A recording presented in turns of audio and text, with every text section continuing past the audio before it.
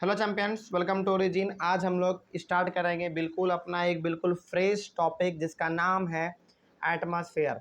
Atmosphere के बारे में हम लोगों ने अपने बहुत पहले वाले क्लास में पढ़ रखा है। इसी चैप्टर के बहुत पहले वाले क्लास में हम लोगों ने पढ़ रखा है एटमॉस्फेयर। तो जानते हैं कि दोबारा एटमॉस्फेयर में हम लोगों को और क्या क्या जानने को मिल सकता है, ठीक ना। चलिए स्टार्ट करते हैं। क्या लिखा हुआ है? तो डेफिनेशन ऑफ एटमॉस्फेयर में है कि the earth is surrounded by a layer of gas called the atmosphere. तो हम लोगों ने जाना था कि जो हमारा पृथ्वी है ना, यानी कि जो हमारा धरती है, ये चारों तरफ से यानी कि पूरा एकदम गोल गोल एकदम घिरा हुआ है एक गैस के लेयर से, यानी कि एक गैस का परत जो है ना, उससे ये घिरा हुआ है। उसी को हम लोग कहते हैं एटमॉस्फेयर। तो याद रखने वाली बात इसमें यह है कि जो हमारा पृथ्वी है वो बिल्कुल एक गैस के लेयर से, गैस के एक परत से हमारा चारों तरफ से घिरा हुआ है। इसी को हम लोग एटमॉस्फेयर कहेंगे, ठीक ना। तो the atmosphere is like a thin blanket of air. तो एटमॉस्फेयर हमारा क्या है? बिल्कुल एक पतले चादर के तरह है। यानी कि पतला चादर हमारा होता है ना, यदि किसी चीज़ पर ढक दीजिए तो वो पूरी तरीके से उसको ढक लेता है। उसी प्रकार से हमारा जो ये एटमॉस्फेयर है, ये एक हवा का यानी कि एयर का एक बहुत ही पतला सा चादर है जो कि पृथ्वी को घेरे हुए है। ठीक है, आगे बढ़ते हैं फिर।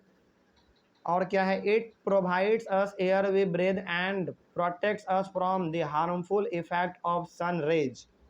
देखिए, एयर का काम केवल और केवल हम लोगों को सांस देना नहीं है।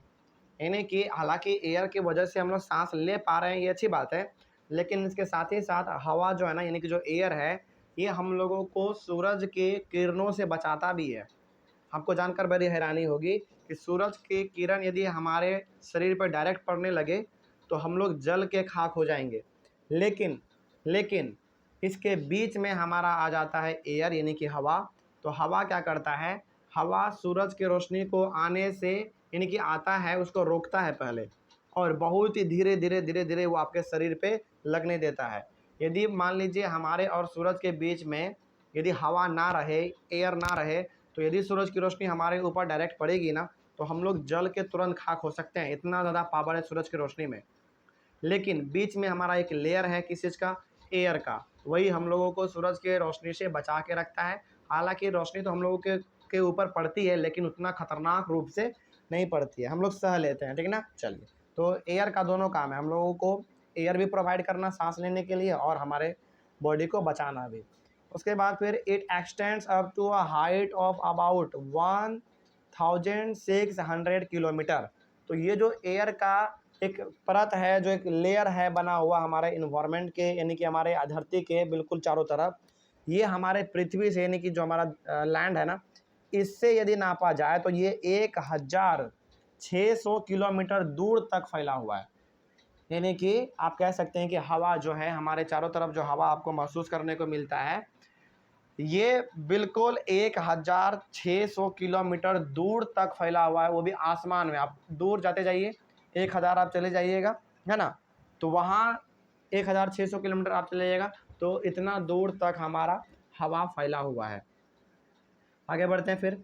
The atmosphere is composed mainly of nitrogen and oxygen which make up about 99% of clean and dry air. तो आपको मालूम है कि जो हमारे एटमॉस्फेयर है, यानी कि जो हमारा एटमॉस्फेयर में जो हमारा एयर है, उसमें ज़्यादातर आपको नाइट्रोजन और ऑक्सीजन की मात्रा देखने को मिलते हैं। और इन दोनों को मिला के यदि देखा जाए तो यही दोनों केवल मिला के हमारा 99% एयर को बना देते हैं। यानी कि एयर में 99% मात्रा जो है ना, वो नाइट्रोजन और ऑक्सीजन का ही मिला के है। उसके बाद नाइट्रोजन 78% है, ऑक्सीजन 21% है, and other gases like carbon dioxide यानी कि CO2 यानी कि कार्बन डाइऑक्साइड, ठीक ना, argon and other comprise 1% by volume. तो हमारे एयर में 78% नाइट्रोजन है, 21% ऑक्सीजन है, और 1% हमारे अलग अलग गैस हैं, जैसे कार्बन डाइऑक्साइड हो गया, आर्गन हो गया, और भी अलग अलग चीज़ हो गए, वो हमारा केवल 1% है। और जब आप इन सभी को जोड़ देंगे तो हमारा 100% बन जाएगा, ठीक ना। आगे बढ़ते हैं फिर। Oxygen helps in the breathing. सही बात है, ऑक्सीजन के कारण ही तो हम लोग सांस ले पाते हैं। उसके बाद nitrogen helps in the growth of living organism. CO2, चलिए इसको पहले जान लेते हैं। नाइट्रोजन, हालांकि ऑक्सीजन को हम लोग सांस लेने में इस्तेमाल करते हैं, और नाइट्रोजन किस चीज़ में मदद करता है? लिविंग ऑर्गेनिजम्स को बढ़ने में, यानी कि ग्रोथ उसको प्रोवाइड करता है, ठीक ना, वो अच्छे तरीके से बढ़ पाए, फल फूल पाए, इसीलिए हमारा नाइट्रोजन है।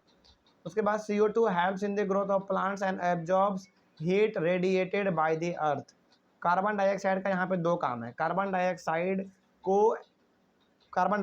प्लांट को ग्रोथ प्रोवाइड करता है, यानी कि प्लांट यदि आगे बढ़ पा रहा है तो वो कार्बन डाइऑक्साइड के कारण बढ़ पा रहा है, उसका साइज यदि बढ़ पा रहा है तो वो कार्बन डाइऑक्साइड के वजह से बढ़ पा रहा है। दूसरा काम कार्बन डाइऑक्साइड का ये है कि हमारे इन्वायरमेंट में, हमारे आसपास जो भी हीट है, जो भी गर्मी है, उसको ये एब्जॉर्ब करता है, यानी कि इसको सोख लेता है, ठीक ना, जिसके कारण हमारे इन्वायरमेंट में उतना ज़्यादा हमको गर्मी महसूस नहीं होता है, एकदम बिल्कुल ठीक ठाक लगता है। उसके बाद the density of the atmosphere varies with height. The density of the atmosphere is maximum at the sea level and decreases rapidly as we go up. Density का मतलब ये हो गया कि घनापन, यानी कि सबसे ज़्यादा आपको एयर कहाँ पे मिलेगा। डेंसिटी का मतलब हो गया घनापन, तो किस में घनापन, एयर में घनापन ना, है ना। तो घनापन आपको, यानी कि ज़्यादातर आपको एयर जो है ना वो देखने को मिलेगा कहाँ पे, सी लेवल पे, यानी कि समुद्र के जो हमारे लेयर हैं, यानी कि समुद्र का जो सरफेस है उसके लेयर में आप जहाँ जहाँ तक जाएंगे उससे ऊंचा नहीं जाना है। जैसे समुद्र का पानी है ना, उसी के बिल्कुल बराबर लेवल में आपको हर जगह जाना है, और जहाँ जहाँ आप उसके लेवल में जाएंगे वहाँ वहाँ आपको ऑक्सीजन की, यानी कि एयर की मात्रा आपको ज़्यादा मिलेगी। लेकिन जैसे आप समुद्र के सरफेस के जो मेजरमेंट है उससे यदि आप जैसे जैसे ऊपर बढ़ेंगे आगे, तो आपको एयर की कमी महसूस हो सकती है। मतलब ये हो गया कि पिछले क्लास में, यानी कि बहुत पिछले क्लास में हम लोगों ने ये डिस्कस भी करा था कि किसी भी चीज़ को नापने के लिए ध्यान में किसको रखा जाता है, समुद्र को रखा जाता है, क्योंकि समुद्र का पानी बिल्कुल समतल होता है, यानी कि बिल्कुल वो अस्थिर होता है, उसमें कहीं पे भी ऊंचाई गहराई आपको नज़र नहीं आएगा समुद्र के पानी के ऊपर, है ना। तो वो हमारा एक बिल्कुल सटीक तरीका है किसी भी चीज़ को नापने का। तो उसका जो लेवल है समुद्र का, उस लेवल में आप जहाँ भी जाएंगे वहाँ पे आपको एयर बिल्कुल सही में मिलेगा, अच्छे मात्रा में मिलेगा। लेकिन जैसे ही आप उसके थोड़ा ऊपर करते जाएंगे, यानी कि ऊपर होते जाएंगे, आप आसमान में जाते जाएंगे आप, तो वहाँ पे आपको डेंसिटी एयर की कम मिल सकती है, यानी कि हवा का मात्रा जो है वहाँ पे आपको कम मिल सकता है, और बिल्कुल कम मिलता भी है, ठीक ना। आगे बढ़ते हैं फिर, और क्या लिखा हुआ है इसके बारे में। उसके बाद है the atmosphere also decreases as we go upward. तो वही बात है, जैसे जैसे हम लोग ऊपर जाएंगे, यानी कि समुद्र के ऊपर, यानी कि बहुत ऊपर जब हम लोग चले जाएंगे ना, तो वहाँ पे आपको एयर की मात्रा कम देखने को मिलेगी। जैसे आपने बहुत बार सुना होगा कि जब कोई इंसान माउंट एवरेस्ट पे चढ़ता है ना, तो वो पीछे अपने गैस सिलेंडर लेके चढ़ता है। गैस सिलेंडर का मतलब वो गैस वाला नहीं, एयर वाला गैस, है ना, ताकि वो बार बार सांस ले सके, क्योंकि ज़्यादा जब आप ऊपर चले जाएंगे ना तो वहाँ पे एयर की कमी हो जाती है, तो इसीलिए वो लोग सिलेंडर लेके चढ़ते हैं ऊपर। उसके बाद the temperature exerts pressure on the earth and it varies from place to place. Some areas experience high pressure and some areas experience low pressure. Earth जो है ना हमारा, यानी कि जो हमारा टेम्परेचर है, यानी कि कितना गर्मी है कितना ठंडा है, इस प्रकार का ये जो टेम्परेचर है ना हमारे पृथ्वी पे एक प्रेशर लगाता है। क्या लगाता है, प्रेशर लगाता है, मतलब कि टेम्परेचर के वजह से हमारे अर्थ धरती पे एक प्रेशर लगता है, एक फोर्स लगता है, ठीक ना। और ये प्रेशर आपको अलग अलग देखने को मिल सकते हैं, अलग अलग जगह पर आपको देखने को मिल सकते हैं, ठीक ना।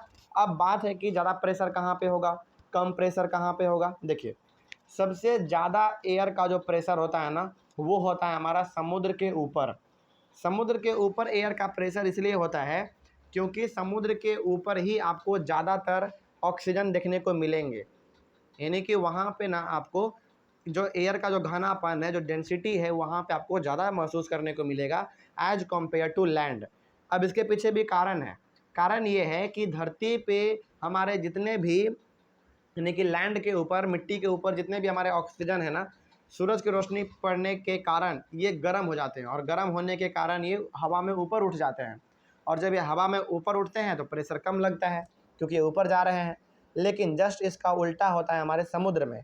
समुद्र इतना बड़ा है कि उसको सूरज जल्दी गर्म कर ही नहीं पाता है, और जब गर्म कर नहीं पाएगा तो एयर में वाटर वेपर रहेगा हमारा, और वाटर वेपर रहेगा तो एयर का प्रेशर भी उसमें ज़्यादा लगेगा। है ना। तो प्रेशर हमारे धरती पे लगाता है कौन, टेम्परेचर। यदि टेम्परेचर ज़्यादा है तो प्रेशर कम लगेगा, यदि टेम्परेचर कम यानी कि यदि टेम्परेचर ज़्यादा है तो प्रेशर हमारा कम लगेगा, और यदि टेम्परेचर कम है तो प्रेशर हमारा ज़्यादा लगेगा। और ज़्यादा प्रेशर आपको कहाँ पे लगेगा, समुद्र के ऊपर, और कम प्रेशर कहाँ पे लगेगा आपको, मिट्टी के ऊपर। क्योंकि मिट्टी के ऊपर यदि सूरज की रोशनी पड़ती है ना, तो मिट्टी के ऊपर जो भी हमारा एयर रहता है वो हीट होके ऊपर चला जाता है। तो प्रेशर लगाने के बजाय ऊपर जा रहा है, तो प्रेशर वो कहाँ से लगा पाएगा, है ना। चलिए उसके बाद फिर क्या है, air moves from high pressure to low pressure. और एयर हमारा मूव करता है हाई प्रेशर से लो प्रेशर। तो हाई प्रेशर कहाँ था हमारा, हाई प्रेशर था हमारा समुद्र में, और लो प्रेशर कहाँ पे था हमारा, मिट्टी के ऊपर यानी कि लैंड पे। तो समुद्र का जो हवा है, जो समुद्र के ऊपर जो एयर है वो मूव करता है, वो धीरे धीरे आगे बढ़ता है किधर, मिट्टी की ओर, यानी कि हमारे इंडिया की ओर आगे बढ़ेगा। जहाँ जहाँ कंट्री हमारे वहाँ वहाँ आगे बढ़ेंगे, ठीक ना। तो यही बात है यहाँ पे कि कोई भी चीज़ यदि है तो वो हम जैसे एयर का एग्जांपल यहाँ पे लिया गया है, तो एयर का एग्जांपल हम लोग ले सकते हैं। एयर हमारा ज़्यादा कहाँ पे पाया जाएगा, ऑक्सीजन समुद्र के ऊपर, और सबसे कम लैंड के ऊपर, है ना। रीजन भी हम लोगों ने देख लिया, क्योंकि लैंड हमारा ज़्यादा गर्म होने के कारण इसके ऊपर जो हवा है वो भी हमारा ऊपर चला जाता है। अब ज़्यादा किधर है, ज़्यादा हमारा है समुद्र के ऊपर, कम है हमारा मिट्टी के ऊपर। तो ज़्यादा वाले एरिया से हमारा कम वाले एरिया की ओर मूव करेगा एयर, ठीक ना। चलिए, और इसी को हम लोग कहते हैं विंड। तो डिफिनेशन ऑफ विंड क्या है, moving air is known as wind. देखिए बहुत सारे बच्चों को विंड में कन्फ्यूजन होता है। अब समझ लीजिए विंड का प्रॉपर डेफिनेशन क्या है। जब हमारा हवा मूव करने लगे, जब हमारा हवा मूव करने लगे, यानी कि एक जगह से लेकर दूसरे जगह जाने लगे, और वो भी जाएगा कहाँ से, हाई प्रेशर से लो प्रेशर, यानी कि समुद्र से लैंड में जाएगा, है ना। तो जब हमारा एयर मूव करने लगे तो हम लोग उसको कहते हैं विंड, ठीक ना। चलिए ये बात हो गया हमारा पूरा का पूरा एटमॉस्फेयर के बारे में, ठीक ना। चलिए उसके बाद फिर हम लोग पढ़ेंगे इस टॉपिक के बारे में। एटमॉस्फेयर का ये टॉपिक है, इसमें क्या खास बात है इसको हम लोग अपने नेक्स्ट क्लास में देख लेंगे, और नेक्स्ट क्लास में हम लोग यहीं से शुरुआत करेंगे, ठीक ना। चलिए thank you very much and have a nice day.